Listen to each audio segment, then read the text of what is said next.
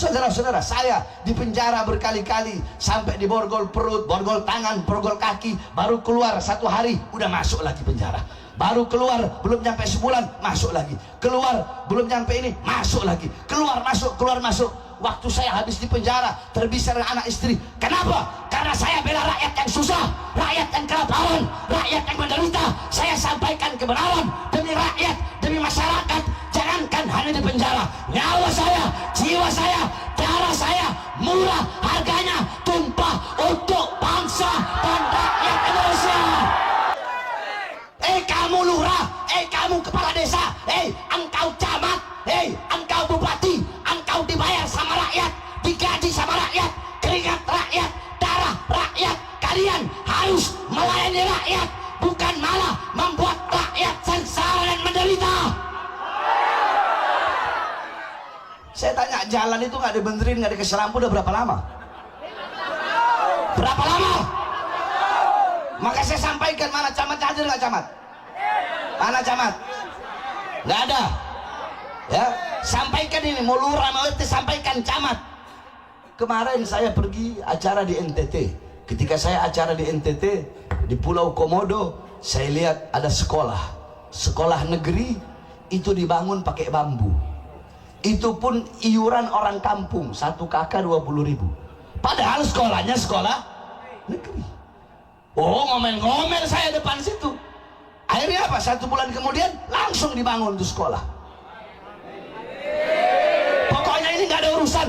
Jalanan arah setiap kampung-kampung harus dibenerin. Saya sampaikan, kalau camat, lurah membiarkan jalan akses masuk masyarakat masih bolong-bolong, kasihan bagaimana nanti orang-orang yang pergi malam, nggak ada lampu, mereka kecelakaan, anak istri mereka nunggu di rumah. Betul?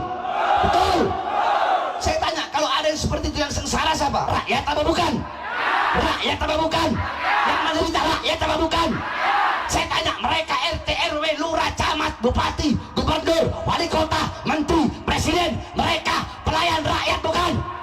Pelayan rakyat bukan? Makan dari mana? Uang rakyat. Makan dari mana? Gaji rakyat.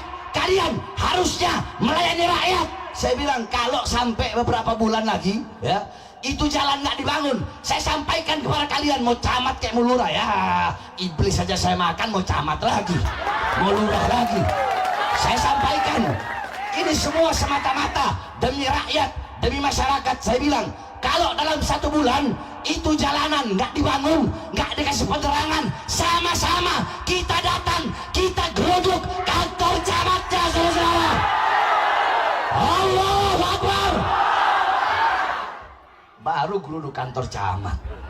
Saya demi bangsa, demi rakyat di penjara, udah berkali-kali di penjara, saudara-saudara. Berusaha dibunuh berkali-kali, diancam, dihina, dicaci, dimaki, diborgol tangan, borgol perut, borgol kaki, nggak ada masalah, enteng kecil, apalagi ini camat. Kenapa? Ketidakadilan harus dilawan. Ketidakadilan harus, jangan dibiarkan, jangan. Makanya kalian ini para pemuda-pemudi harus dari kecil tanamkan dalam hati kalian hubbul waton, kecintaan kepada tanah air, kecintaan kepada masyarakat, kecintaan kepada rakyat. Jangan nafsi-nafsi. Kalian lihat penderitaan rakyat, lihat penderitaan yang rakyat yang susah. Kalian anak-anak muda adalah generasi ke depan. Kalian syubbanul yawm rijalul ghad, pemimpin pemuda-pemuda sekarang adalah pemimpin-pemimpin di masa depan. Kalau anak-anak mudanya peduli dari sekarang, peduli kepada rakyat, peduli masyarakat, peduli keadaan kampungnya, peduli keadaan desanya, maka kalian harus berani untuk apa? Untuk menegakkan keadilan. Kalau nggak sampai lingkup ini, lingkup desa saja dulu, lingkup RT, lingkup RW, lingkup kelurahan, lingkup desa, lingkup camat, tegakkan keadilan. Nyawa jiwa kalian harus untuk rakyat. Terkait masalah pengeroyokan yang katanya itu anggota PWI, bagaimana tanggapan panjenengan? Silakan. Baik. Ya, kalau framing atau tuduhan itu sudah terbiasa kami terima. Apapun itu bentuknya, selalu PWI LS dijadikan objek tuduhan, framing, dan fitnah seperti masyarakat luas yang diketahui. Terkait dengan peristiwa Tangerang kemarin itu, Kang Rida ini kami nyatakan bukan dari bagian PWI LS. boleh nanti dicek data-datanya ataupun adakah kartu keanggotaannya ataupun ada data-data lainnya. Saya jamin bukan PWLS, namun begitu kami sangat berempati ketika kejadian tersebut memang di luar batas kemanusiaan ya. Kami dari PWLS sangat berempati dan sangat turut merasakan sakit dan terhinakan ketika saudara kita dari yang kita ketahui beliau ini dari Ansor Banser. Walaupun domisili di Tangerang, ada beberapa orang yang memang saling mengenal antara anggota PWI dan Banser, dan memang kita bersinergi dengan Ansor Banser.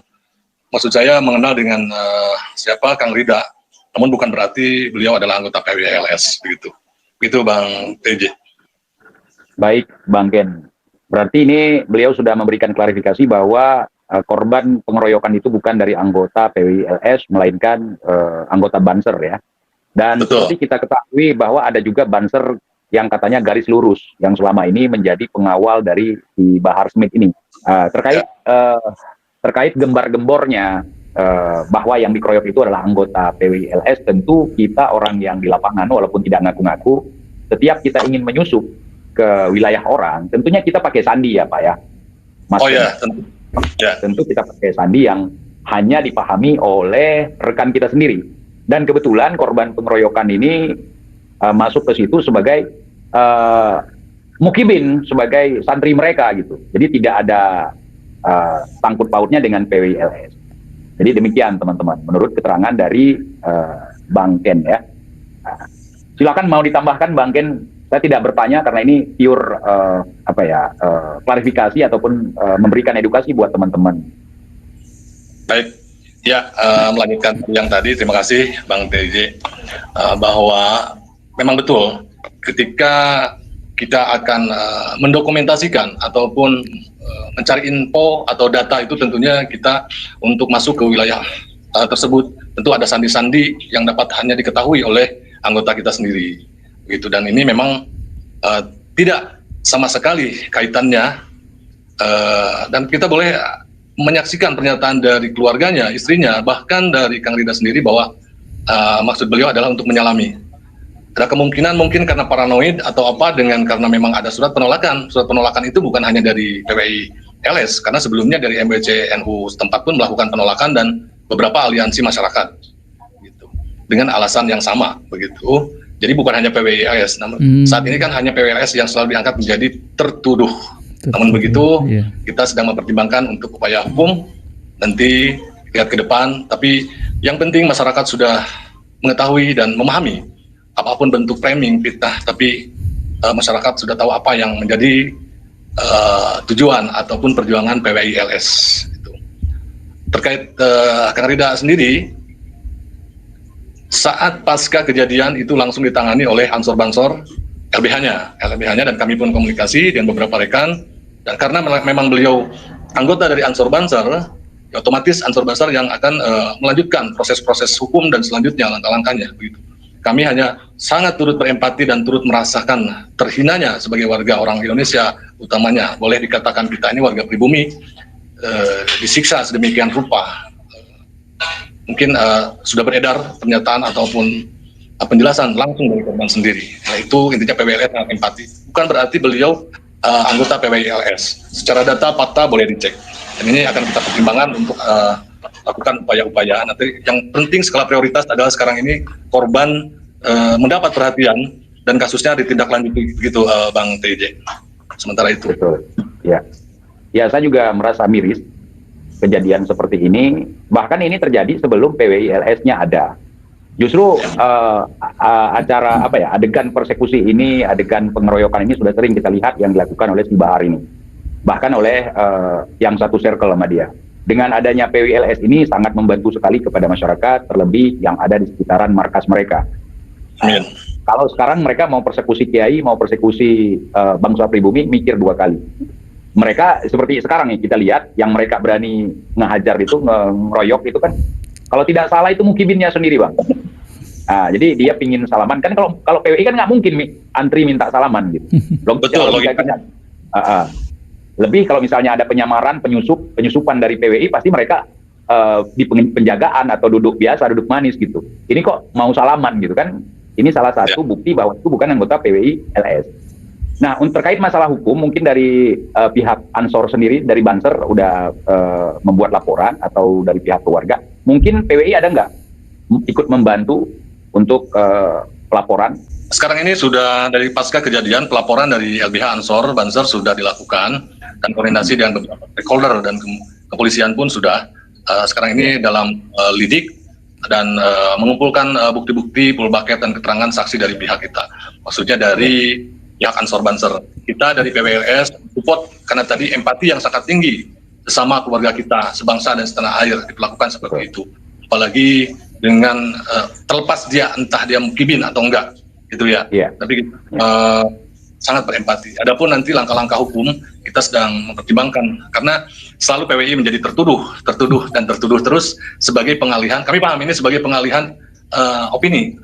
Ketika ini kan ini sudah terjadi peristiwa pidana, apapun dalilnya, apapun alasannya, ini sudah terjadi peristiwa pidana yang betul-betul ini sangat kuat fakta dan buktinya mengarah nanti ke persidangan dan tentunya ada konsekuensi hukum dalam artian penjara kembali begitu kan. Nah ini biar masyarakat pun tahu bagaimana perilaku ataupun perlakuan seorang Bahar bin Smith ini ketika menyampaikan di sisi lain katanya berdalih menyampaikan nilai-nilai moral dan keagamaan, tapi di sisi lain yang saat yang bersamaan mengedepankan sifat kebrutalan di luar kemanusiaan. Ini yang harus dipahami oleh masyarakat. Tentunya PWRS ini kadang tidak perlu harus menanggapi dengan sesuatu hal frontal atau ini.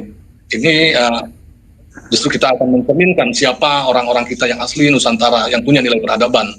Bagaimana kita diwariskan, bagaimana bertindak, berucap dan berperilaku atas diri sendiri atau berlaku ke orang.